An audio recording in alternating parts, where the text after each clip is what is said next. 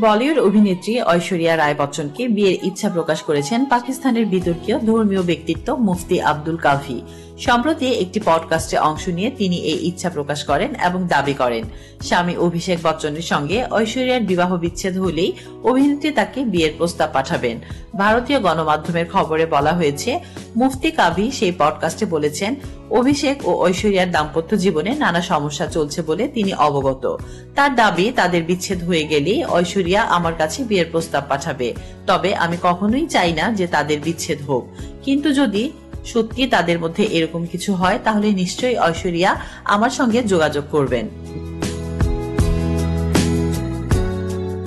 পডকাস্টের সঞ্চালক প্রশ্ন করেন, একজন অমুসলিমকে কিভাবে তিনি বিয়ে করবেন। এর উত্তরে কাভি জানান, ঐশ্বরিয়াকে ইসলাম ধর্মে দীক্ষিত করে তার নাম রাখা হবে আয়েশা। তিনি বলেন, ঐশ্বরিয়া রায়ের মতো একজন সুন্দরী নিজের নাম হিসেবে লিখবেন আয়েশা রায়। এটা দেখে আমার সত্যি মজা লাগবে। পাকিস্তানের ধর্মীয় ব্যক্তিত্ব মুফতি আব্দুল কাভি এর আগেও বিভিন্ন বিতর্কিত মন্তব্যের কারণে আলোচনায় এসেছেন। ঐশ্বরিয়া রায়কে নিয়ে এমন মন্তব্য করার আগে তিনি ভারতীয় অভিনেত্রী রাখি সায়ন্তাকে নিয়ে মন্তব্য করেছিলেন।